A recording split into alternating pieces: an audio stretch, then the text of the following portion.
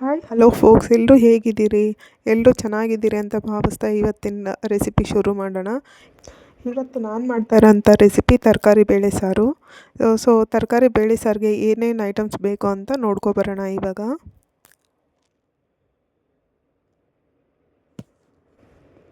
ಇಲ್ಲಿ ನಾನು ತೊಗರಿಬೇಳೆ ಮತ್ತು ಮೈಸೂರು ಬೇಳೆ ಎರಡನ್ನೂ ತೊಗೊಂಡಿದ್ದೀನಿ.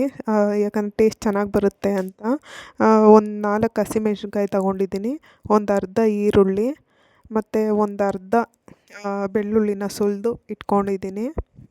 ಅದಾದಮೇಲೆ ಒಂಚೂರು ಕೊತ್ತಂಬರಿ ಸೊಪ್ಪು ರುಚಿಗೆ, ಮತ್ತು ಒಗ್ಗರಣೆಗೆ ಎಡಕ್ಕೂ ಹಾಕ್ಕೊಳ್ಳೋಣ. ನೆಕ್ಸ್ಟು ನಿಮಗೆ ಏನೇನು ತರಕಾರಿ ಇಷ್ಟ ಆಗುತ್ತೋ ಅದೆಲ್ಲ ತರಕಾರಿನ ಕಟ್ ಮಾಡಿಕೊಂಡು ತೊಳೆದಿಟ್ಕೊಳ್ಳಿ. ಅದಾದಮೇಲೆ ಒಂಚೂರು ಒಂದು ಅರ್ಧ ಟೇಬಲ್ ಸ್ಪೂನ್ ಎಣ್ಣೆ ಹಾಕ್ಕೊಂಡು ನೀವು ಏನೇನು ತರಕಾರಿ ಕಟ್ ಮಾಡಿ ಇಟ್ಕೊಂಡಿದ್ರಲ್ಲ ಅದನ್ನೆಲ್ಲ ಫ್ರೈ ಮಾಡಿಟ್ಕೊಳ್ಳಿ. ಈ ಎಲ್ಲ ತರಕಾರಿನ ಫ್ರೈ ಮಾಡುವಾಗ ನಾನು ವಿಡಿಯೋ ಆನ್ ಮಾಡೋದನ್ನೇ ಮರ್ತೋಗ್ಬಿಟ್ಟೆ. ಅದನ್ನ ನಾನು ವಿಡಿಯೋ ಮಾಡಿ ತೋರ್ಸೋಕ್ಕಾಗಲಿಲ್ಲ ನಿಮಗೆ.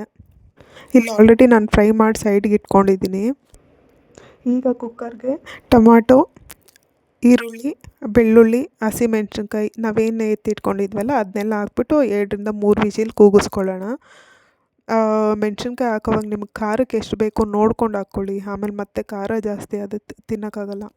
ಇವಾಗ ನೋಡಿ ಇದೆಲ್ಲ ತುಂಬ ಸಾಫ್ಟಾಗಿ ಆಗಿದೆ. ಈ ಥರ ಆಗಬೇಕು. ನೀವು ಸೌಟ ಸ್ಮ್ಯಾಶ್ ಮಾಡಿದ ತಕ್ಷಣ ಸ್ಮ್ಯಾಶ್ ಆಗಬೇಕು.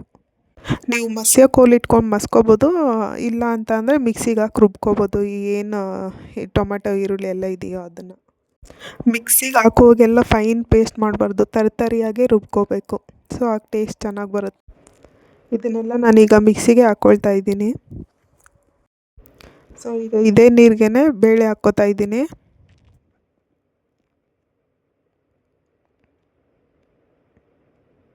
ಚೂರು ಕೊತ್ತಂಬರಿ ಸೊಪ್ಪು ಮತ್ತು ಈ ತರಕಾರಿ ನಾನೇನು 1 ಟೇಬಲ್ ಸ್ಪೂನ್ ಎಣ್ಣೆ ಹಾಕಿ ಹುರಿದಿಟ್ಕೊಂಡಿದ್ನಲ್ಲ ಆ ತರಕಾರಿ ಹಾಕ್ತಾಯಿದ್ದೀನಿ. ನುಗ್ಗೆಕಾಯಿ ನಾನು ತೆಗೆದುಬಿಡ್ತಾಯಿದ್ದೀನಿ, ನುಗ್ಗೆಕಾಯಿ ಹಾಕಲ್ಲ. ನುಗ್ಗೆಕಾಯಿ ಹಾಕಿದ್ರೆ ಪೂರ್ತಿ ಜಾಸ್ತಿ ಬೆಂದೋಗ್ಬಿಡುತ್ತೆ, ಚೆನ್ನಾಗಿರಲ್ಲ ಆಗ. ಇವಾಗ ಒಂದು ಸಲ ಇದನ್ನು ಚೆನ್ನಾಗಿ ಮಿಕ್ಸ್ ಮಾಡ್ಕೋಬೇಕು. ಸ್ವಲ್ಪ ರುಚಿಗೆ ಎಷ್ಟು ಬೇಕೋ ಅಷ್ಟು ಉಪ್ಪು ಹಾಕ್ಕೋಬೇಕು. ಅದಾದಮೇಲೆ ಲಿಡ್ ಕ್ಲೋಸ್ ಮಾಡಿ ಇಟ್ಬಿಟ್ಟು 1 ವಿಸಿಲ್ ಕೂಗಿಸ್ಕೊಳ್ಳೋಣ, ಸಾಕು. ನಂದೀಗ ಹೊಸ ಯೂಟ್ಯೂಬ್ ಚಾನಲ್ ಆಗಿರೋದ್ರಿಂದ ಹೇಗೆ ಮಾಡಬೇಕು ಏನೋ ಐಡಿಯಾಸ್ ಏನೂ ಗೊತ್ತಾಗ್ತಿಲ್ಲ. ನಿಮಗೇನಾದರೂ ಐಡಿಯಾಸ್ ಏನಾದರೂ ಸಜೆಸ್ಟ್ ಮಾಡಬೇಕು ಅಂದರೆ ದಯವಿಟ್ಟು ಹೇಳಿ, ಕಮೆಂಟ್ ಮಾಡಿ ನಿಮ್ಮ ಅನಿಸಿಕೆನ ಹೇಳಿ. ನುಗ್ಗೆಕಾಯಿನ ನಾನು ಆಗಲೇ ವಿಸಿಲ್ಗೆ ಹಾಕಲಿಲ್ಲ, ಸಪ್ರೇಟಾಗಿ ಎತ್ತಿಟ್ಕೊಂಡಿದ್ದೆ. ಈ ನುಗ್ಗೆಕಾಯಿನ ಇವಾಗ ನಾವು ಆ್ಯಡ್ ಮಾಡ್ಕೊಳ್ಳೋಣ. ನುಗ್ಗೆಕಾಯಿ ಜಾಸ್ತಿ ಬೆಂದೋಗ್ಬಿಟ್ರೆ ಚೆನ್ನಾಗಿರಲ್ಲ. ಈಗ ನೆಕ್ಸ್ಟು ನಾನು ಸಾಂಬಾರು ಪುಡಿ, ಅರಿಶಿನ ಪುಡಿ ಮತ್ತು ಧನಿಯಾ ಪುಡಿ ತೊಗೊಂಡಿದ್ದೀನಿ.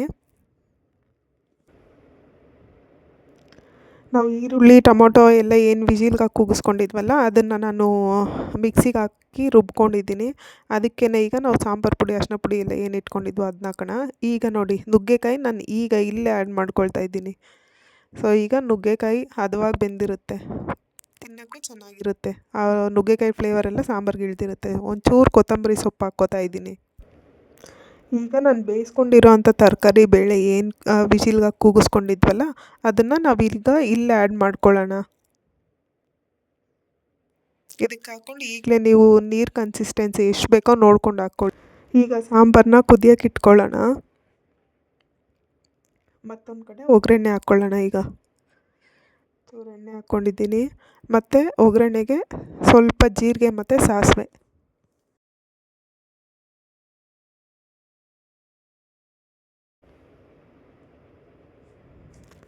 ಸಾಸಿವೆ ಚೆನ್ನಾಗಿ ಚಟ್ಪಟ ಅಂತ ಅನ್ನಲಿ. ಅದಾದಮೇಲೆ ನೆಕ್ಸ್ಟ್ ಐಟಮ್ ಹಾಕ್ಕೊಳ್ಳೋಣ. ಈಗ ನಾನು ಈರುಳ್ಳಿ ಹಾಕ್ಕೋತಾ ಇದ್ದೀನಿ, ಅರ್ಧ ಈರುಳ್ಳಿ ಸಾಕು. ಈರುಳ್ಳಿ ಮತ್ತು ಕೊತ್ತಂಬರಿ ಸೊಪ್ಪು. ನಾನಿಲ್ಲಿ ಕರಿಬೇವು ಸೊಪ್ಪು ಹಾಕ್ಕೋತಾ ಇಲ್ಲ, ನನ್ನ ಹತ್ರ ಇರಲಿಲ್ಲ.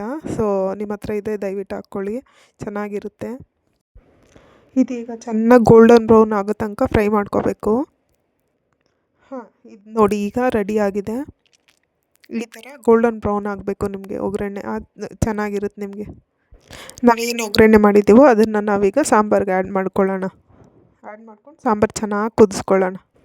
ಈ ವ್ಲಾಗ್ನ ನೋಡ್ತಿರೋ ಅಂಥ ಪ್ರತಿಯೊಬ್ಬರು ಅನ್ಕೋತಿರ್ಬೋದು ಬೇಳೆ ಸಾರು ಮಾಡೋಕ್ಕೆ ಇಷ್ಟೆಲ್ಲ ಪ್ರಾಸೆಸ್ ಫಾಲೋ ಮಾಡಬೇಕಾ, ಎಲ್ಲ ಕುಕ್ಕರೆಲ್ಲ ಕೂಗಿಸ್ಬಿಟ್ರೆ ಸಾಂಬಾರು ಆಗಿಬಿಡುತ್ತೆ ಅಂತ. ಬಟ್ ಇದು ಇನ್ನೊಂದು ಟೈಪ್ ಆಫ್ ಬೇಳೆ ಸಾರು, ಟ್ರೈ ಮಾಡಿ, ತುಂಬ ಚೆನ್ನಾಗಿರುತ್ತೆ. ನಿಮಗೆ ಸಾಂಬಾರು ಎಷ್ಟು ಬೇಕೋ ನೋಡ್ಕೊಂಡು ನೀರು ಹಾಕ್ಕೊಳ್ಳಿ.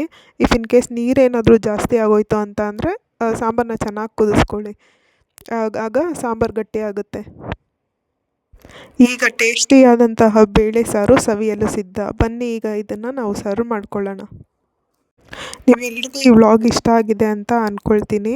Thank you for watching my vlogs. Thank you.